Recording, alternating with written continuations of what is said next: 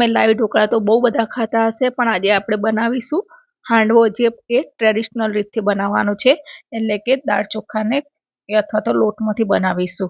અને આ હાંડવો એટલો ક્રિસ્પી અને એકદમ ટેસ્ટી બને છે કે તમે બાળકોના લંચમાં કે રાતે સાંજે હળવા નાસ્તા તરીકે પણ ઉપયોગ કરી શકો છો. તો ચાલો શરૂ કરીએ.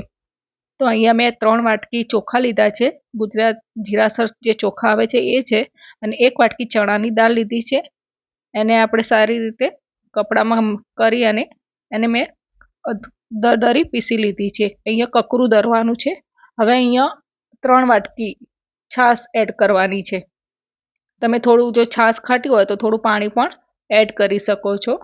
આ રીતે આપણે એને મિક્સ કરતા જઈશું અને જે જરૂર પ્રમાણે પાણી કે છાશ એડ કરીને સ્મૂથ એવું થોડું બેટર બનાવવાનું છે. અહીંયા આપણે હાંડવો ઇન્સ્ટન્ટ નથી બનાવતા, આને આપણે આથો લાવવાનો છે. તો આ પ્રમાણેનું ખીરું બનાવવાનું છે અને એને આપણે લગભગ 4 થી 5 કલાક માટે આપણે એને રેસ્ટ આપીશું. અને 4 થી 5 કલાક થઈ જાય ત્યારબાદ તમે જોઈ શકો છો કે આપણા હાંડવાના ખીરાનો આથો આવી ગયો છે. જુઓ, એકદમ સરસ જાળી પડે છે. તો આ પ્રમાણેની એની આથાની કન્સિસ્ટન્સી હોવી જોઈએ. બસ હવે એને આપણે થોડી વાર સહેજ ફેટી લઈશું અને એની અંદર આપણે નાખવા માટેના જે વેજીટેબલ્સ છે એ તૈયાર કરી લઈશું. તો હાંડવાને આપણે સાઈડમાં મૂકીશું. તો અહીંયા મેં અડધું ગાજર લીધું છે અને 200 ગ્રામ જેટલી દૂધીને આપણે છોલી લઈશું અને એને છીણી લેવાની છે. દૂધી નાખવાથી શું થશે કે આપણો હાંડવો છે ને એકદમ સરસ પોચો બનશે. તો અહીંયા આપણે દૂધી અને ગાજરને બંનેને છીણી લેવાનું છે. તો અહીંયા મેં થોડી કોબીજને પણ છીણી લીધી છે. હવે અહીંયા આપણે ખીરાની અંદર સ્વાદ પ્રમાણે મીઠું એડ કરીશું.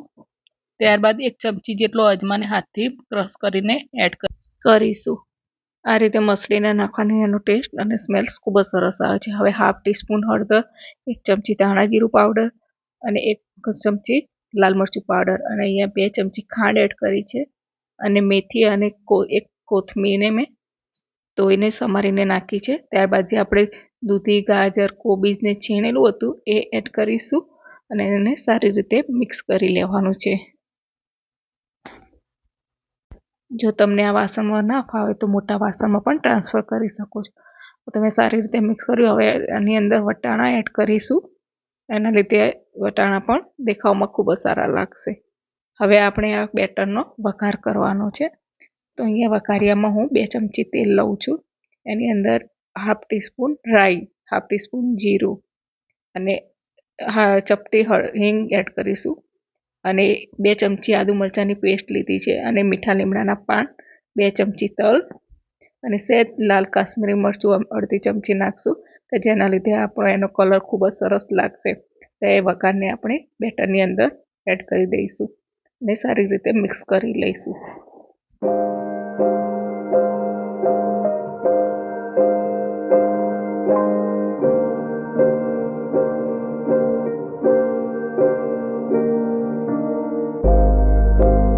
બસ આ રીતે સારી રીતે મિક્સ થઈ જાય ત્યારબાદ એની અંદર 1 ચમચી ઈનો ફૂડ સોલ્ટ અથવા તો બેકિંગ સોડા નાખીને મિક્સ કરી લેવાનું છે. હવે આપણે આને એક પેનમાં ઉતારીશું. અહીંયા નોનસ્ટિક પેન લીધી છે. તમે એલ્યુમિનિયમની હોય તો પણ લઈ શકો છો. હવે એની અંદર 1 ચમચી જેટલું તેલ, સહેજ રાઈ અને તલ એડ કર્યા છે અને એની ઉપર આપણે જે ખીરું બનાવ્યું છે એ ખીરાને આપણે 2 મોટા ચમચા પાથરી લઈશું. તમારી કઢાઈ નાની હોય તો એ પ્રમાણે નાખવું. તો આ રીતે સ્પ્રેડ કરી દઈશું અને એને ઢાંકણ ઢાંકીને 2 થી 3 મિનિટ સુધી ધીમા તાપે થવા દેવાનું છે. અહીંયા ગેસની ફ્લેમ સ્લો રાખવાની છે. તો આ રીતે તમારી જો ના ઉખડે તો એની ઉપર એક ડીશ મૂકીને આ રીતે પલટાવી લેવાનું છે. તો તમે જોઈ શકો છો કે એકદમ સરસ કલર આવી ગયો છે અને એકદમ ક્રિસ્પી પણ બન્યો છે. તો હવે બીજી સાઈડ પણ એને આપણે લગભગ 5-1 મિનિટ સુધી સ્લો ફ્લેમ ઉપર થવા દઈશું. તો આ રીતે એકદમ સરસ ક્રિસ્પી બનશે અને એને હવે આપણે પીસીસ કરીને સર્વ કરીશું.